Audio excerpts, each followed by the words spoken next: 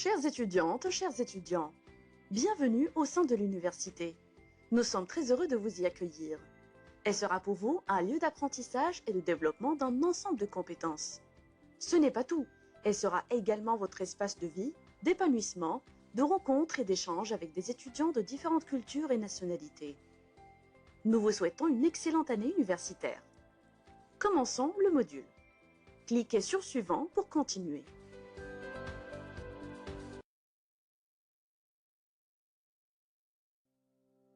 Ce module de formation en méthodologie de travail universitaire est consacré aux nouveaux inscrits dans un établissement de l'enseignement supérieur au Maroc pour préparer un diplôme de licence. Avant d'entrer dans le vif du sujet, voici quelques conseils pour suivre votre formation dans les meilleures conditions. Informez votre entourage que vous êtes en formation afin qu'il prenne en compte votre besoin de concentration et de calme. Équipez-vous d'un casque et procurez-vous des outils de prise de notes, comme si vous êtes dans une formation en présentiel. Vous pouvez suivre le module selon votre rythme, reprendre là où vous vous êtes arrêté, ou encore revoir le module ou les séquences autant de fois que vous le souhaitez. Notez que ce module est interactif et vous proposera régulièrement des activités à réaliser. Assurez-vous d'écouter et lire les consignes attentivement. Le bouton précédent vous permet de revenir à une diapositive déjà visualisée et le bouton suivant pour découvrir la suivante. Vous pouvez aussi actionner ce bouton pour rejouer l'écran en cours. La barre de progression vous offre la possibilité de suivre le progrès de chaque slide. Vous pouvez mettre pause à tout moment ou alors revenir en arrière quand vous le souhaitez. Vous avez aussi accès à travers ce bouton au menu de la formation contenant les différentes séquences du module.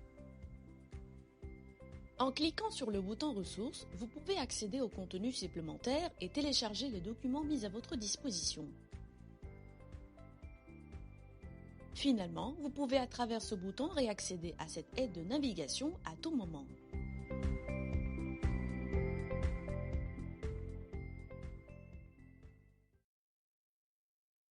Mehdi a obtenu son baccalauréat cette année et se trouve maintenant devant les portes de l'université. Comme tout nouvel étudiant, il a de nombreux questionnements et incertitudes concernant sa vie universitaire. Il se demande comment s'adapter à cette nouvelle vie, comment gérer son temps, comment trouver les ressources pour réussir ses études et comment saisir les différentes opportunités qui se présentent à lui. Il est conscient qu'il aura besoin d'aide pour atteindre ses objectifs. Ainsi, il cherche des réponses et des conseils pour trouver des solutions à ses préoccupations et pour réussir dans sa vie universitaire. Ce module a pour objectif de fournir à Mehdi toutes les informations nécessaires pour comprendre le système universitaire dans lequel il évolue et pour adopter les méthodes d'apprentissage les plus adaptées à ses besoins individuels. Mehdi découvrira les particularités de l'enseignement supérieur, les exigences de ses études, ainsi que les ressources disponibles pour l'aider à réussir. En se familiarisant avec ces éléments, Mehdi pourra mieux comprendre comment organiser son temps et gérer ses priorités, ce qui lui donnera les outils nécessaires pour réussir ses études universitaires et atteindre ses objectifs académiques et professionnels.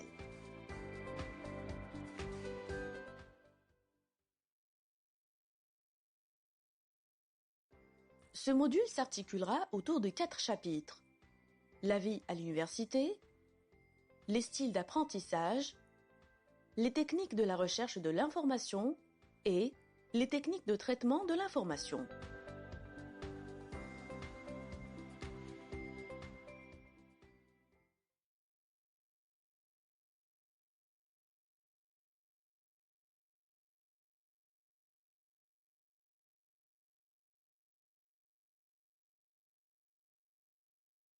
Chères étudiantes, chers étudiants, si vous êtes nombreux comme Mehdi et que vous venez d'intégrer l'université, il est fort probable que vous vous poserez les mêmes questions concernant l'adaptation à votre nouvelle vie étudiante. Vous pourriez avoir des interrogations liées à votre insertion dans la vie universitaire. C'est pourquoi nous sommes ravis de vous offrir cette opportunité de renforcer vos compétences transversales. Au cours de ce module, notre objectif est de vous fournir les outils nécessaires pour réussir votre adaptation à l'université et relever les challenges qui se poseront. Nous souhaitons vous initier au travail universitaire, vous responsabiliser et vous donner l'autonomie essentielle à votre réussite. À travers ce module, nous visons à renforcer vos capacités à répondre aux exigences de votre formation universitaire, à gérer votre temps de manière efficace et à améliorer vos compétences de lecture méthodique. À l'issue de ce module, vous allez découvrir le fonctionnement du système de l'enseignement supérieur, ce qui vous aidera à mieux vous orienter et à vous intégrer facilement dans votre établissement en découvrant son administration et son organisation. Vous serez également en mesure de maîtriser les différents modes d'enseignement et leur utilisation en fonction de vos besoins.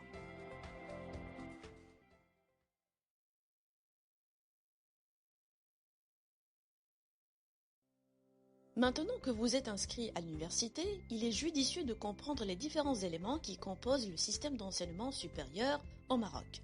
Sous la tutelle du ministère de l'Enseignement supérieur, de la Recherche scientifique et de l'Innovation, ce système comprend l'enseignement supérieur public, l'enseignement supérieur privé, ainsi que l'enseignement supérieur dans le cadre du partenariat. Cliquez sur chaque élément pour en savoir plus.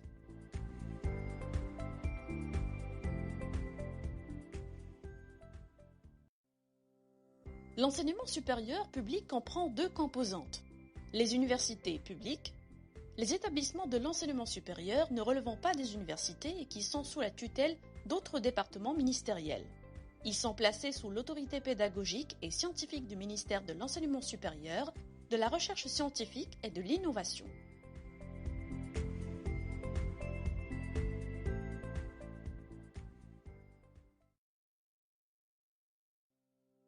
L'enseignement supérieur privé comporte des universités et des établissements créés par des initiatives privées. Ils sont sous le contrôle pédagogique, scientifique et administratif du ministère de l'Enseignement supérieur, de la Recherche scientifique et de l'Innovation.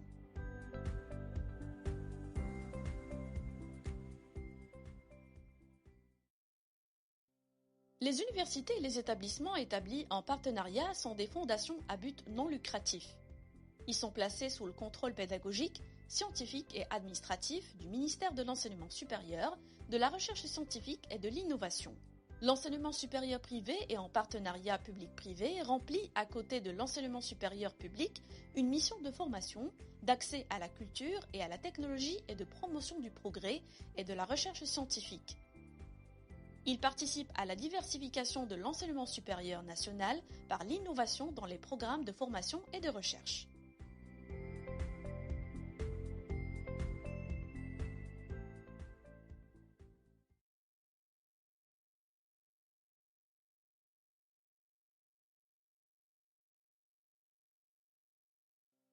Il est également important de noter qu'il existe deux types d'établissements selon leur mode d'accès des étudiants. Les établissements à accès ouvert et les établissements à accès régulé. Les établissements à accès ouvert permettent à tous les étudiants titulaires d'un baccalauréat ou d'un diplôme équivalent d'accéder à leur programme d'études ne nécessitant pas de concours. Ces établissements accueillent un grand nombre d'étudiants chaque année. D'un autre côté, les établissements à accès régulé ont des critères d'admission qui ne permettent l'accès qu'à un nombre limité d'étudiants chaque année. Ces critères peuvent inclure une sélection à travers l'étude du dossier du candidat basée sur les notes obtenues au baccalauréat, des concours écrits ou oraux.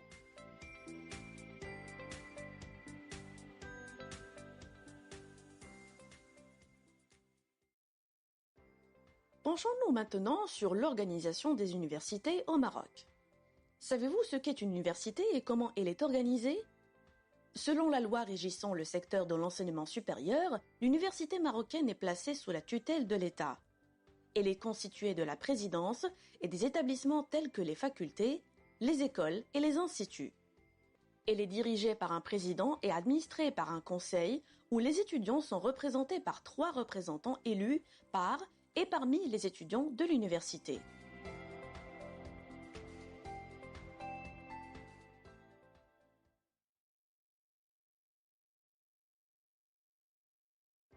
Les établissements universitaires constituent les structures d'enseignement supérieur et de recherche de l'université.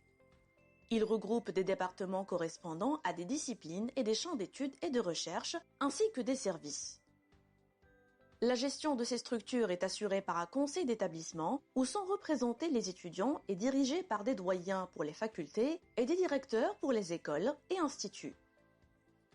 Les doyens et les directeurs sont assistés de vice-doyens ou directeurs adjoints, ainsi qu'un secrétaire général. Il est important de noter qu'en tant qu'étudiant, vous avez la possibilité de participer aux décisions concernant les activités et le bon fonctionnement de votre université en passant par vos représentants étudiants élus au conseil d'université, de gestion et d'établissement. Si vous êtes l'un des membres élus, vous pouvez non seulement soumettre des demandes au nom des étudiants, mais également les défendre et tenir informés les étudiants des travaux des conseils.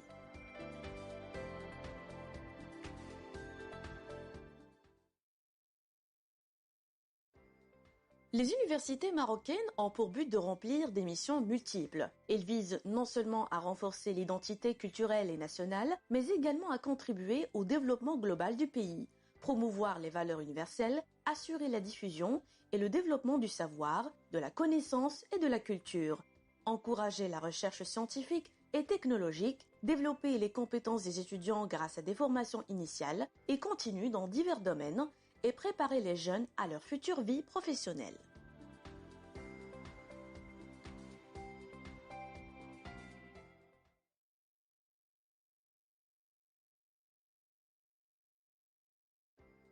Maintenant que vous avez saisi la structure administrative et les missions de l'université, abordons l'organisation pédagogique de la formation universitaire. Au Maroc, les programmes d'enseignement dispensés par les universités sont structurés de manière systématique pour assurer une couverture complète et cohérente des sujets d'études. Cette organisation se fait à travers plusieurs niveaux, les cycles, les filières et les modules. Cliquez sur chaque terme pour en savoir davantage.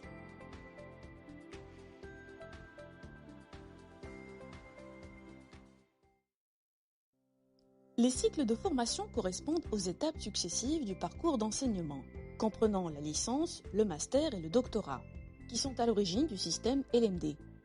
Chaque cycle est associé à un niveau de formation particulier et implique une progression dans les connaissances et les compétences acquises.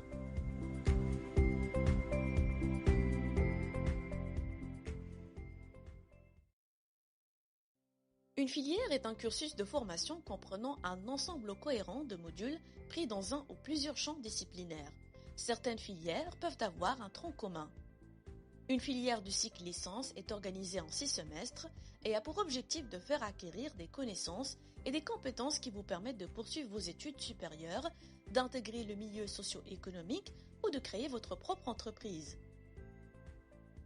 Chaque filière est coordonnée par un coordonnateur pédagogique qui est un professeur qui anime les travaux de l'équipe pédagogique de la filière et assure le suivi du déroulement des enseignements, de l'évaluation et des délibérations.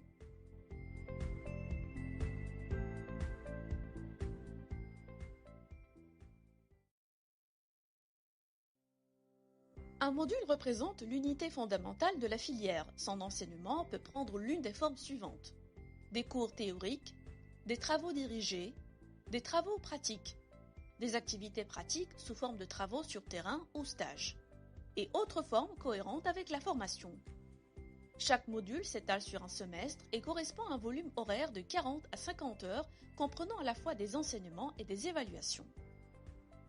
On distingue 3 types de modules: les modules disciplinaires, les modules de langues étrangères et les modules de Power Skills. Le coordonnateur du module est un professeur qui assure le suivi du déroulement des enseignements, de l'évaluation et des délibérations du module.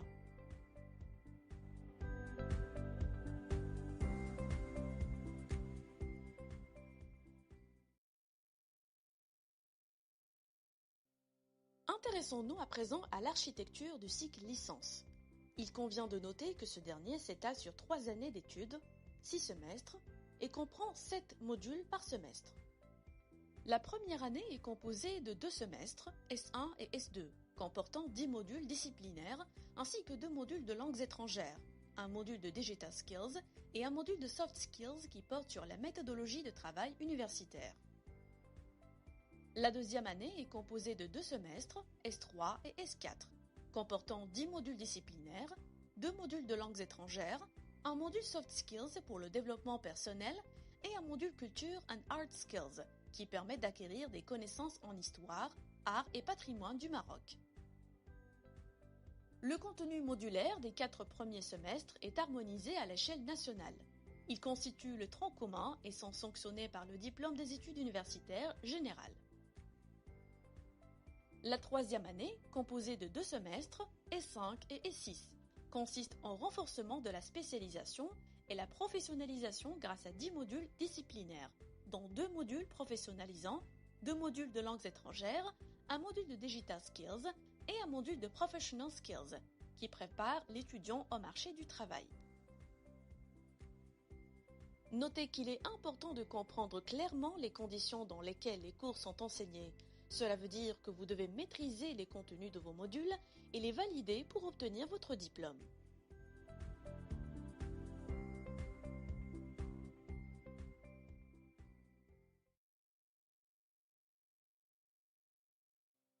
Dans un contexte universitaire, chaque module est associé à un nombre de crédits proportionnel à la charge de travail nécessaire pour réussir ce module. Cliquez sur le mot crédit pour en savoir plus. Il s'agit d'un système de comptabilisation de vos réalisations pour les modules que vous aurez validés. Chaque module validé correspond à un certain nombre de crédits, entre 3 et 5 crédits. Un semestre correspond à 30 crédits. En cumulant ces crédits, vous atteignez le nombre requis pour obtenir votre diplôme et qui est de 180 crédits pour le cycle licence. L'attribution de ces crédits dépend du type de module. Les modules disciplinaires sont évalués sur 4 à 5 crédits, tandis que les modules de langues étrangères et les modules de Power Skills sont évalués sur 3 crédits chacun.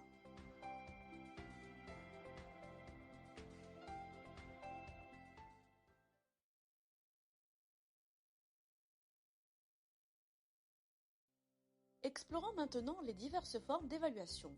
L'évaluation des connaissances, des aptitudes et des compétences pour chaque module s'effectue en présentiel, sous forme d'un examen écrit de fin de semestre. En plus de cet examen, des contrôles continus peuvent être organisés tout au long du semestre, sous forme de tests, de devoirs, d'exposés, de rapports de stage ou de tout autre moyen de contrôle fixé dans le descriptif du module. Les modalités d'évaluation et la nature des contrôles des connaissances sont adaptées à la nature des modules et des semestres et aux spécificités des filières. Chaque établissement universitaire élabore un règlement d'évaluation des connaissances, des aptitudes et des compétences adopté par le conseil de l'université et porté à la connaissance des étudiants. Ce règlement porte entre autres sur les modalités d'évaluation, les fraudes, les retards et les absences et les modalités de consultation des copies par les étudiants. Il est important de souligner que la note finale attribuée à un module résulte de la moyenne pondérée de toutes les évaluations effectuées, conformément aux modalités précisées dans le descriptif du module.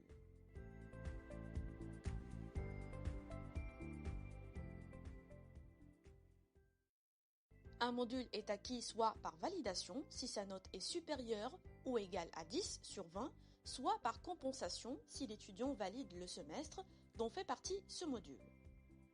Un semestre de la licence est validé si la moyenne des notes obtenues dans les modules du semestre est au moins égale à 10 sur 20 et si aucune note de l'un de ces modules n'est inférieure à 5 sur 20.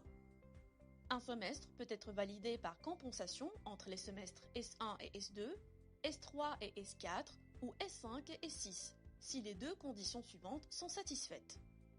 La moyenne des notes obtenues dans les 2 semestres concernés est supérieure ou égale à 10 sur 20. Aucune note de l'un des modules des semestres concernés n'est inférieure à 5 sur 20.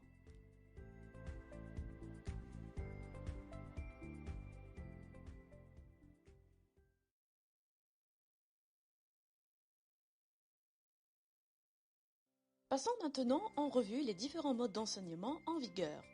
Ces modes peuvent considérablement améliorer votre expérience en tant qu'étudiant en vous offrant une grande flexibilité pour suivre et réussir vos cours selon votre propre rythme d'apprentissage. Les modes d'enseignement comprennent l'enseignement en présentiel, l'enseignement à distance, l'enseignement en alternance entre l'université et le secteur socio-économique et l'enseignement dans le cadre de la mobilité au niveau national ou international. Cependant, nous allons nous concentrer sur les 3 premiers modes.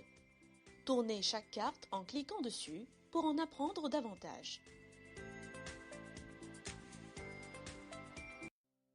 Il est considéré comme enseignement présentiel tout type d'apprentissage qui se déroule en temps réel avec tous les participants présents simultanément, l'enseignant et les étudiants, que ce soit physiquement, en classe ou à distance, mode visioconférence, ou en utilisant les outils numériques comme les ordinateurs, les smartphones et l'Internet.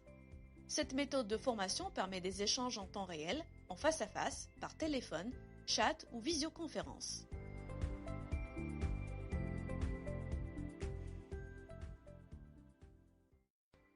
Dans le mode d'enseignement à distance, une plateforme dédiée est mise à votre disposition, où les cours du semestre sont regroupés sous forme de capsules vidéo, de présentations PowerPoint, d'exercices interactifs ou de forums de discussion. La formation à distance se déroule en différé avec des contenus accessibles à tout moment. Toutes les activités sont effectuées en dehors de la classe, de façon autonome et à l'heure qui vous convient le mieux. Cette méthode de formation permet des échanges à travers des moyens de communication tels que les emails et les forums.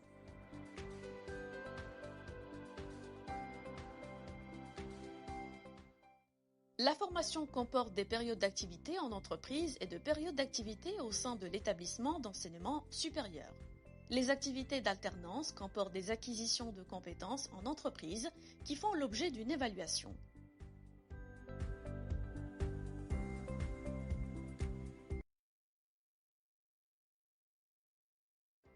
En plus des modes d'enseignement que nous venons de citer, il y a aussi le concept de travail personnel. Pour réaliser vos tâches en dehors des cours, vous devez faire preuve d'autonomie et utiliser les outils mis à votre disposition pour développer vos compétences. Il est probable que l'enseignant vous demande de lire des textes en relation avec le cours, tels que des manuels d'introduction, des articles scientifiques, etc. Il se peut également que vous soyez encouragé à chercher des ressources en ligne ou à vous rendre à la bibliothèque pour trouver des livres pertinents. Toutes les universités possèdent leur propre bibliothèque qui met à votre disposition toute la documentation nécessaire pour vos études.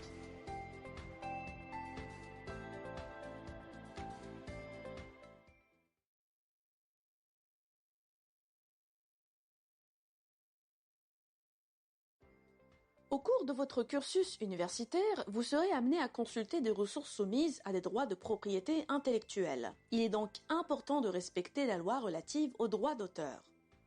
Nous souhaitons également vous rappeler que vous devez absolument développer un style de rédaction personnel pour assurer votre réussite académique. Au cours de votre formation, vous serez tenu de soumettre un projet, un rapport ou un mémoire et le présenter devant un jury pour évaluation.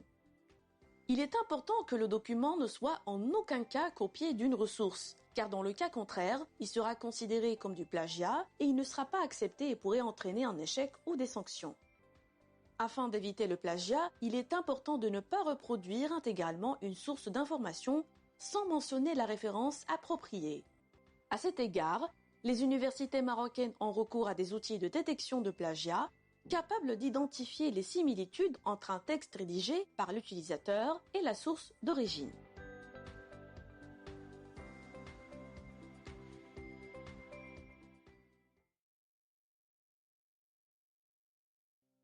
Poursuivre des études universitaires est une expérience passionnante et enrichissante, mais cela comporte également des engagements importants. Vous êtes tenu de respecter les normes de conduite dictées par la loi afin de maintenir un environnement sain et respectueux pour l'ensemble des membres de la communauté universitaire. Il est important de noter qu'en plus de ces règles de bonne conduite, chaque établissement dispose de son propre règlement intérieur qui doit être également respecté. Le conseil de l'établissement siège en conseil de discipline à l'égard des étudiants qui ne se conforment pas aux principes et règles régissant l'université et les établissements universitaires. Cliquez sur chaque article pour en découvrir davantage.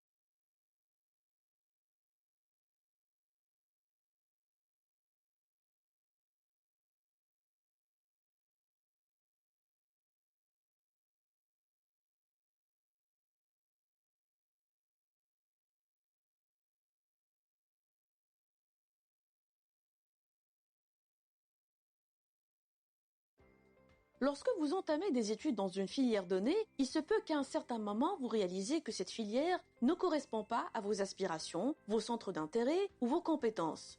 Vous pouvez alors vous réorienter vers une autre filière qui vous conviendrait le mieux.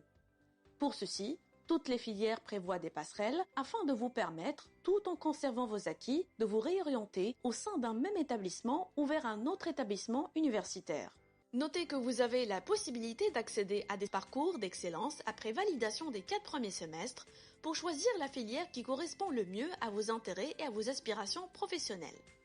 Toutefois, l'admission au parcours d'excellence est soumise à des critères spécifiques qui varient en fonction des exigences académiques et des capacités d'accueil.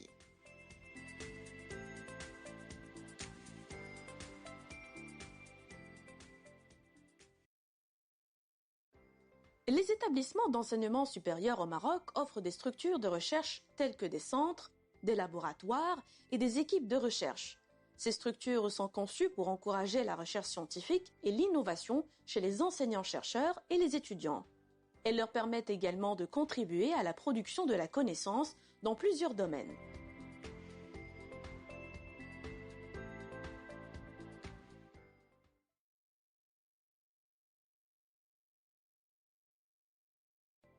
Il convient également de souligner que chaque établissement met à disposition de ses étudiants un service de scolarité ou de gestion des affaires estudiantines.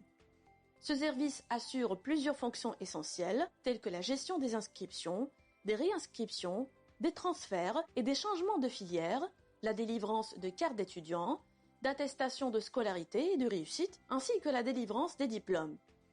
Il est également chargé de la planification et de la gestion des activités culturelles et sportives, ainsi que de la gestion et du suivi des bourses et de l'assurance maladie obligatoire, l'AMO.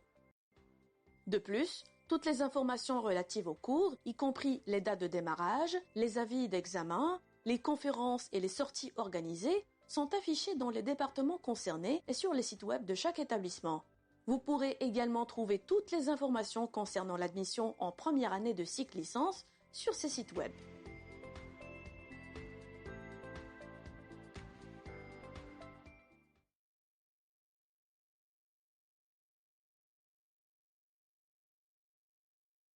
Nous arrivons presque à la fin de ce premier chapitre. Il est donc opportun de passer en revue les options de divertissement offertes par les universités aux étudiants. Une série d'activités est organisée par les établissements universitaires, mais également par l'ONUSC, qui est l'Office national des œuvres universitaires, sociales et culturelles. C'est un établissement public placé sous la tutelle du ministère de l'Enseignement supérieur, de la Recherche scientifique et de l'Innovation. Il est chargé de dispenser aux étudiants les prestations fournies dans le cadre de la vie universitaire, à savoir l'hébergement, la restauration, la couverture sanitaire, les bourses d'études et les activités culturelles et sportives. Au sein des établissements universitaires, les activités artistiques et sportives sont gérées et animées par les étudiants eux-mêmes sur les différents campus, qu'ils soient nationaux ou internationaux. Les activités vous offrent des opportunités diverses pour s'impliquer dans des clubs, des événements culturels et des activités sportives. L'objectif est de favoriser votre épanouissement personnel et de contribuer à votre responsabilisation, favorisant ainsi la transversalité et les interactions entre les étudiants de différents établissements.